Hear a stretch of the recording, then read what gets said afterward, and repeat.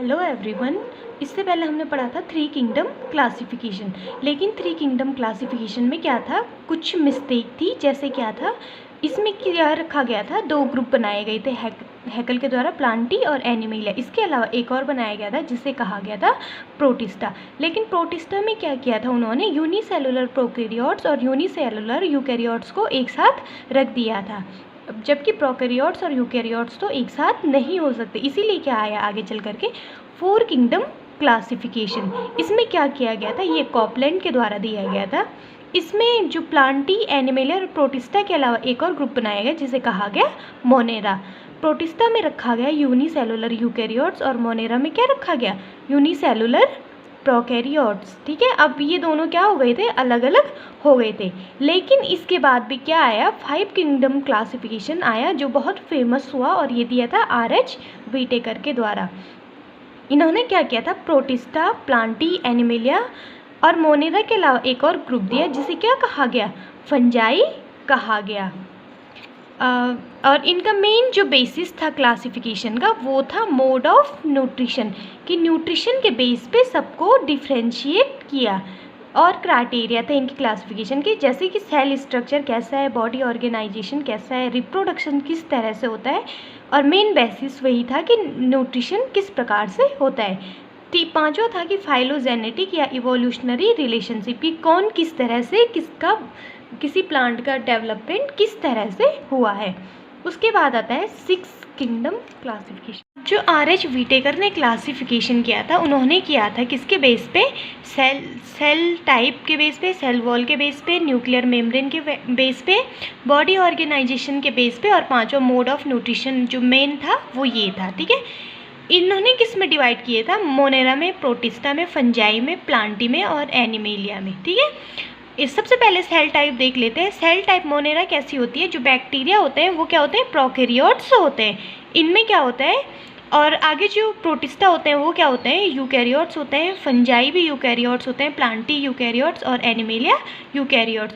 दूसरा था cell wall के बेस पे। सेल वॉल कैसी होती है, नॉन सेलुलोजिक होती है, इसमें मेनली बैक्टीरिया आते हैं। तो बैक्टीरिया की सेल वॉल किससे बनी हुई होती है, पेप्टिडोग्लाइकेन की बनी हुई होती है, जो किससे मिलकर बनती है, प्रोटीन और शुगर से मिलकर के बनी हुई होती है। फिर उसके बाद प्रोटिस्टा आता है। अगर इनमें सेल वॉल प्रेजेंट होती है तो किससे बनी हुई होती है, सेलुलोज से बनी हुई होती है। फंजाई की सेल वॉल क्या होता है, नॉन सेलुलोजिक होती है, किससे बनी हुई होती है, काइटिन की बनी हुई होती है, या इसे क्या कहा जा सकता है, एन एसिटिल ग्लूकोसामिन कहा जा सकता है। प्लांटी की सेल वॉल कैसी होती है, सेलुलोजिक होती है, जबकि एनिमेलिया में सेल वॉल एब्सेंट होती है।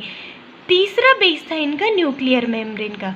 इसमें क्या होता है, जो मोनेरा है उसमें नॉट वेल डिफाइंड होती है, क्या, न्यूक्लियर मेम्ब्रेन ज़्यादा डेवलप नहीं होती है या वेल डिफाइंड नहीं होती है। बाकी जो प्रोटिस्टा, फंजाई, प्लांटी और एनिमेलिया, उनमें क्या होती है, वेल डिफाइंड न्यूक्लियर मेम्ब्रेन पाई जाती है।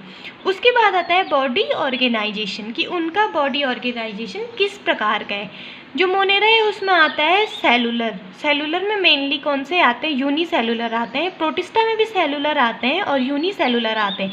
फंजाई से क्या होने लग गया था, डेवलपमेंट होने लग गया था सेल वॉल में भी और बॉडी ऑर्गेनाइजेशन में, और ये क्या हो गया, मल्टी सेलुलर हो गया। मल्टी लूज टिश्यू होते हैं, found cell group but not present proper connection. ये क्या पाए जाते हैं, लूज टिश्यू पाए जाते हैं, लेकिन इनमें प्रॉपर कनेक्शन नहीं पाया जाता है। उसके बाद प्लांटी में क्या आया, टिश्यू या ऑर्गन आए, और एनिमेलिया में टिश्यू और ऑर्गन सिस्टम डेवलप हो गया था। उसके बाद मेनली पांचवा आता है मोड ऑफ न्यूट्रिशन, की सभी जो एनिमल हैं या प्लांट्स हैं, फंजाई है आदि, अपना न्यूट्रिशन कैसे प्राप्त करते हैं। इसमें जो मोनेरा है वो क्या है, ऑटोट्रॉप है या हेट्रोट्रॉप्स है। उसके बाद प्रोटिस्टा भी कुछ क्या है, ऑटोट्रॉप्स हैं, कुछ हेट्रोट्रॉप्स हैं। फंजाई सभी के सभी क्या होते हैं, हेट्रोट्रॉपिक होते हैं। प्लांटी ऑटोट्रॉप होते हैं, और जबकि एनिमेलिया क्या होते हैं, हेट्रोट्रॉपिक होते हैं। फाइव किंगडम क्लासिफिकेशन के बाद क्या है, सिक्स किंगडम क्लासिफिकेशन आया, जिसे किसने दिया, कार्ल वूज ने दिया। फाइव किंगडम क्लासिफिकेशन में कौन कौन से ग्रुप थे, मोनेरा था, प्रोटिस्टा था, फंजाई था, प्लांटी था और एनिमेलिया था। अब इन्होंने क्या किया, जो वो था, जो मोनेरा ग्रुप था उसको क्या कर दिया, टू अलग अलग पार्ट्स में डिवाइड कर दिया। पहले को दिया आर्ची बैक्टीरिया, दूसरे को नाम दिया यू बैक्टीरिया, इसलिए ये क्या हो गया 6 किंगडम क्लासिफिकेशन हो गया। ये देखिए पहला archaebacteria, eubacteria, protista, fungi, plantae, animalia, 6 हो गए ना। और इसे क्या कहा गया कार्लूज ने 3 डोमेन सिस्टम भी इसको इस क्लासिफिकेशन को बोला जाता है, क्योंकि इन्होंने क्या किया था लिविंग बींग्स को 3 डोमेन में डिवाइड किया था।